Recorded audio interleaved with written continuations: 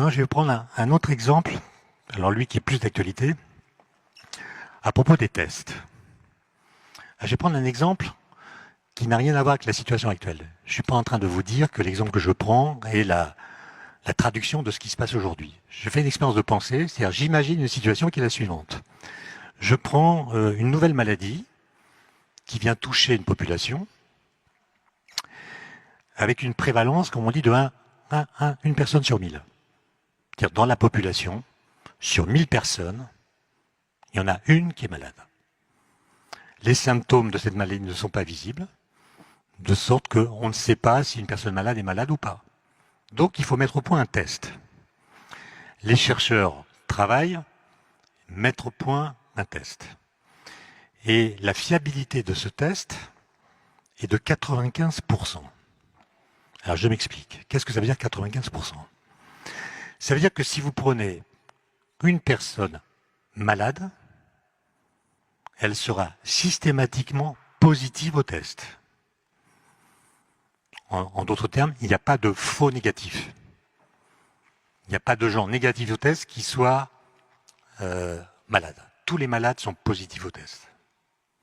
Par contre, si je prends 100 personnes non malades, il y en a 95 qui seront négatives au test, il y en a 5 qui seront positives au test.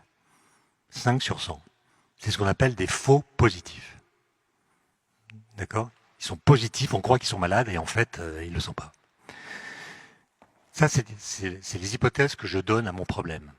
Maintenant, je vous présente une personne qui est positive au test. Question, quelle est la probabilité qu'elle soit malade?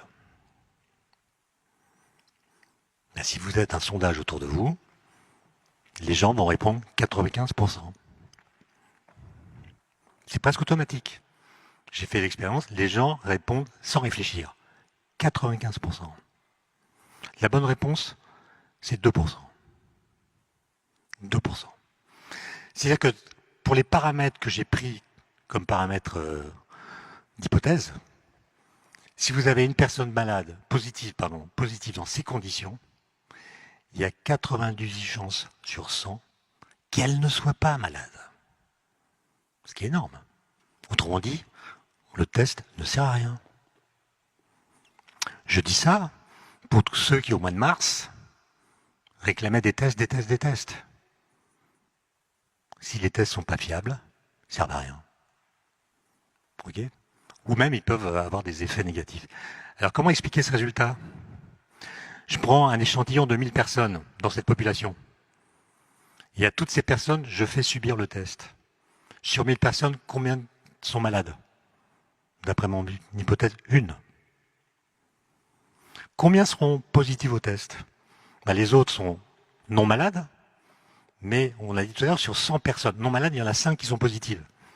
Donc sur 1000 personnes, ça fait 50 qui sont positifs. Donc si vous faites subir le test à toute la population, seront positives la personne malade, plus environ 50 personnes non malades. Donc vous aurez 51 personnes positives, alors qu'une seule d'entre elles est malade. Donc la probabilité pour qu'une personne positive soit malade, c'est 1 divisé par 51, à peu près 2%. Donc vous voyez, faire attention. Il faut faire attention. Quand on raisonne sur les probabilités, sur les statistiques, eh bien, il y a des situations où les résultats qu'on obtient par le calcul sont complètement différents de l'intuition qu'on a de ces résultats. Donc là encore, il faut se méfier de notre soi-disant intuition.